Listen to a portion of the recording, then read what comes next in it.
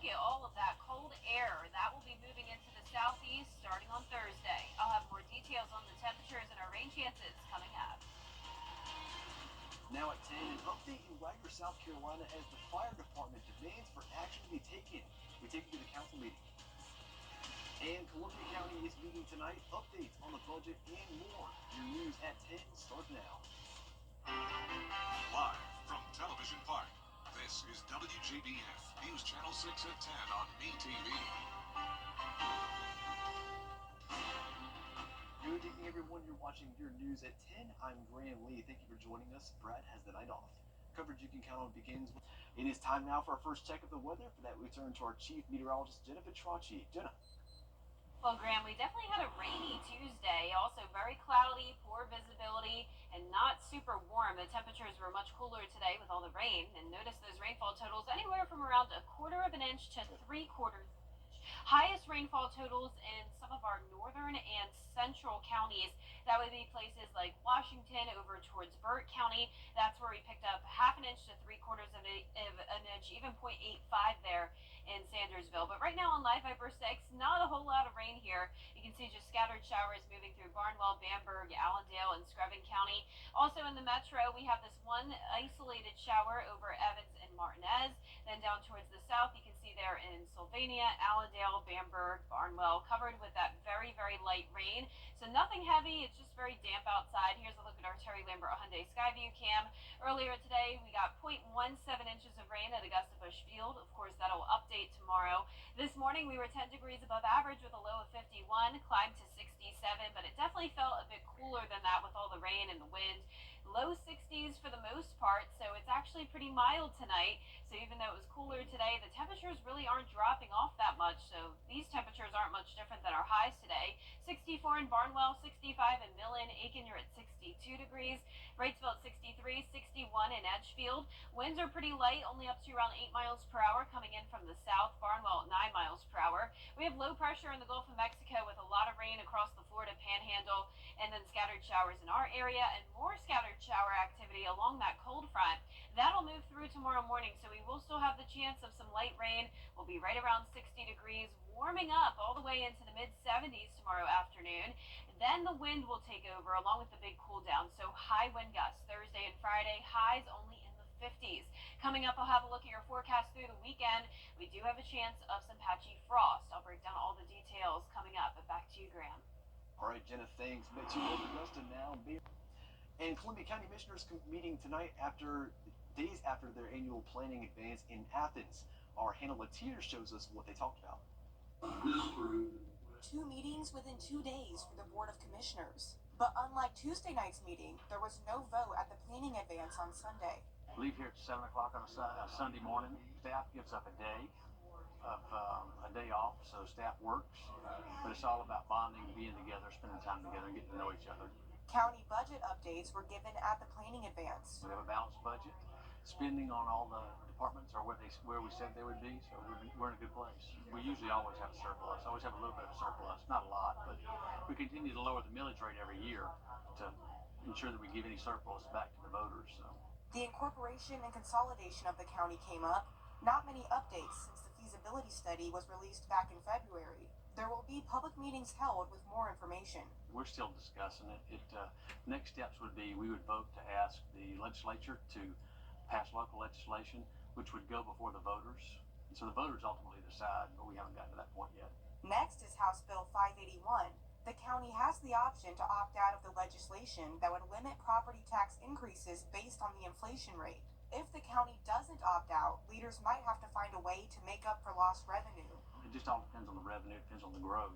With that cap, will it provide the services? Will it provide the sheriff's deputies? Will it provide the fire, the law enforcement and such? Will it provide the needs? Will it meet the citizens in the community? The board has to make a decision about that in the first quarter. In Evans, Hannah Latier, WJBF News Channel 6. Well, stay with us. How you can stay safe during the Thanksgiving festivities coming up right after Jenna's forecast. And we'll be talking about a few morning showers moving our way. Also, the big cool down and the high wind gusts and those cold temperatures could lead to the weekend frost. I'll have your full forecast when we return. The death of a forecast with WJBF Live Viper 6. Welcome back. Here's the last of the rain, at least for now. We'll eventually see some more showers move in tomorrow morning, but places like Barnwell, Bamberg, Allendale, and Screven County still seeing the scattered light shower activity. A few isolated showers moving through the metro. Right now on our Terry Lambert Hyundai Skyview cam, you can sort of tell in the distance here the visibility is poor. So we do have some fog and, of course, cloudy skies. 63 degrees, dew point of 62. That visibility down to 7 miles rather than the normal 10 miles. Low 60s for the most part across the board here. A bit warmer down towards the south. Millen, you're at 65, 66 in Sylvania, definitely well above normal temperatures. It's all due to the cloud cover and the rain. As I mentioned, we'll have a bit of a break here, but then once the cold front comes through tomorrow morning, notice still some rain associated with that. Down towards the south, we have low pressure. That's where most of the rain is, around Valdosta, Tallahassee. Very widespread showers with some heavier downpours and storms. No storms expected for us, though, tomorrow morning. Just a very light rain and gradual clearing throughout the day. Believe it or not, it will actually be a really nice sunny and warm day, getting up to around 74 degrees. So let's go into our futurecast tomorrow at 6 a.m. You can see that rain across the area. That'll move out very quickly. So by the afternoon, we'll have clearing skies. There's 8 o'clock in the evening. At this point, the winds will be howling. So we're going to have some really strong winds come in behind this cold front with that cold air moving in. By Thursday, that's when the winds will really be the highest. And you can see how cold the air is based off the futurecast. We're actually picking up on some snow there up in the Tennessee and North Carolina mountains. For us, of course, we don't have to worry about that, but we do have to worry about these winds and then eventually some patchy frost. Now, the winds are going to be gusting up to 30 miles per hour Wednesday and Friday. The highest wind gusts will be on Thursday, up to around 40 miles per hour. I do think it's very likely we'll have a wind advisory, and even the sustained winds will be up to around 20 miles per hour. Our low tonight is 58. Huge drop off to 40 on Thursday, then mid-30s Friday through Sunday. We're not going to see any frost, though, on Friday. The winds will help to prevent that. But once the winds settle down Saturday and Sunday, it is very likely we could see some frost. High temperatures also dropping off big time from 75 to 59, then 56 for Friday morning. They will steadily rise, though. We're eventually going to see the low 70s again next Tuesday. But it does look like we'll have another cool down just in time for the holiday. Still a lot of uncertainty here. Thanksgiving is 9 days away, so of course things could change. As of now, I'm kind of going down the middle with what a couple models are saying. Some are showing it being warm, some are showing it being pretty cold. I'm going to go with 65 for now, partly cloudy, and it does look pretty likely that we will have some scattered showers. Our lows tonight will be in the mid to upper 50s for most of us, but low 60s down towards the south. Very mild tonight. Highs will be in the low to mid 70s tomorrow with those high winds picking up in the afternoon. Very windy once again on Thursday and into Friday with the cooler temperatures. Up to 64 degrees on Sunday, but remember the mornings will be really cold. Low 70s into early next week, and then our next chance of rain will come on Thanksgiving. So yeah, Graham, I mean, it's right around the corner, Thanksgiving, and then No Christmas. kidding. Yes. And I think you mentioned it a little bit ago how the forecast for Thanksgiving is kind of on the fence. Yep. But I think we can prepare with you as a meteorologist. I'll have you covered. So, how about this? Talking about Thanksgiving, turkey is on the menu, and it's the main attraction at Thanksgiving, of course. But when it comes to thick turkey, it can turn into a disaster if you aren't careful. Today, the Augusta Fire Department teamed up with Doctors Hospital to demonstrate the proper way to fry a turkey. It's a popular cooking method, but it's also a major way to sustain in order to do it correctly.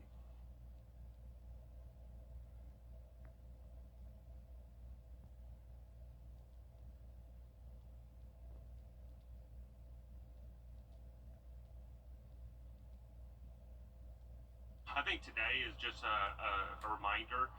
While fried turkeys are delicious, you have to be a little careful and put a little thought into doing it so that everything can be done safely and everybody can enjoy the wonderful holiday weekend. So just a reminder, keep a close watch from safe distance. Even after the turkey is done, keep outdoor fryers away from your home, trees, and wooden decks. Keep a fire extinguisher nearby, and if a fire occurs, call 911. Well, still ahead, FEMA facing backlash concerning reports of them avoiding some Americans. The details straight ahead. Coming up, the Westside Boys basketball team looking to have another successful season. Hear more from the 3-time state championships and their mindset in sports. Subs? Forget it. Salad. Now, WJBF sports coverage you can count on. High school basketball season is officially here, and the Westside Patriots are looking to pick up right where they left off last season, fresh off of their state title. The Patriots are 2-0 so far on the young season, and they're not coming off of just one state championship. In fact, they're just the 11th team in Georgia High School Association history to win 3 consecutive titles. It's a younger core of players this season with no returning starters from last year. However, that doesn't change their approach and their identity as a team. We're a selfless group of individuals. We try to do it for not the me, but the we. So oftentimes we tell each other to get out of your ego and attach the right emotion to it. So oftentimes with everything going on, the distractions, we want to just be humble and realize that this is just a high school basketball game. So we're trying to encourage and learn through a game of basketball. Up next, they'll face off against Cedar Grove on Saturday. Tip-off is set for 6:45 p.m. And Augusta Volleyball taking on Georgia College in the first round of the Peach Belt Conference Tournament. The Jags go to work early, and it's Bugs with the set. Lane Witherspoon hammers it home. Then more from AU, the back set, and Sophia Cruzco puts it down the line for the point. And after a long rally here, it's the Jags finding a way. Michaela Klein goes over the block for the point. This team beat the Bobcats less than a week ago and take care of business once again. They sweep Georgia College and State 3-0 and are moving on to the conference semifinals against Lander. 3 private schools are heading to Statesboro for the high school state championships. Westminster, Edmund Burke, and Brentwood all vying for a state title. Westminster will face Sherwood Christian on Thursday at 5 p.m. Then on Friday, Edmund Burke will square off against Robert Toombs at 5 o'clock for their second state championship run. And finally, Brentwood will play at Southwest Georgia on Saturday. That's also at 5 p.m. And the Clemson Tigers are coming off an emotional 24-20 win over Pittsburgh. Now they turn their attention towards a non-conference opponent. The Tigers will square off against the Citadel Bulldogs for an intrastate cross-division matchup. Clemson finished out ACC play with a 7-1 record, but they'll have to await those results from across the conference. That will determine whether or not they will play in the ACC championship game. But for now, the team's mindset is adding another win to their season. You know, it's never really who we play. It's always about how we play, and that's really what we're focused on is just trying to put all 3 phases together, try to play our best football, you know, down the stretch here in these last, 12, 13 days, whatever we got left, and see if we can have a great finish, because that's really what it's all about. Kickoff set for a 3:30 p.m. at Memorial Stadium on the CW. That'll do it for sports. We'll be back. But only if you play the Georgia Lottery. And last but not least, Thanksgiving is more than a week away, but preparations are shifting into high gear.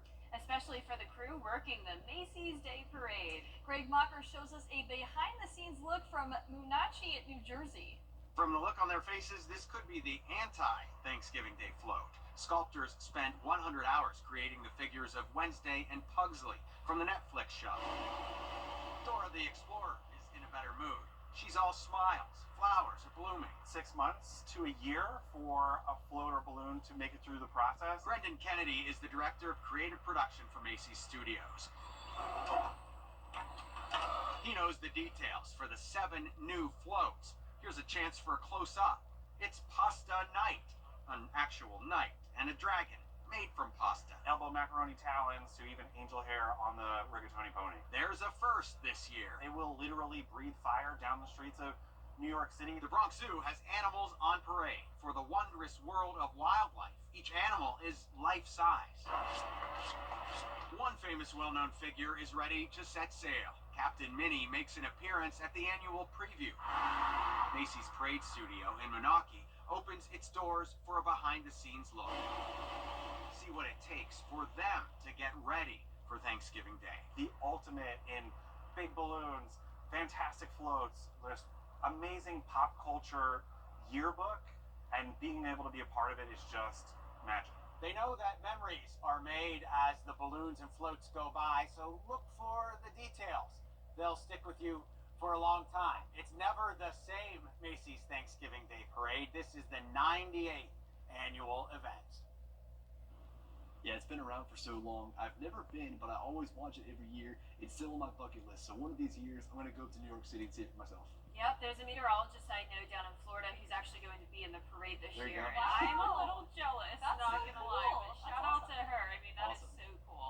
Well, our forecast this week is looking pretty cold as we go into Thursday through the weekend. Highs in the mid 50s to low 60s, lows going down into the mid 30s. So once again, we could have some frost Saturday and Sunday morning. Also be aware of those gusty winds Thursday and Friday. Be sure to secure any loose objects that could blow away, and some vulnerable trees from fleeing could go down. Get that jacket. Cold weather is on the way. Thank you for joining us for your news at 10. We continue at the top of the hour. News Channel 6.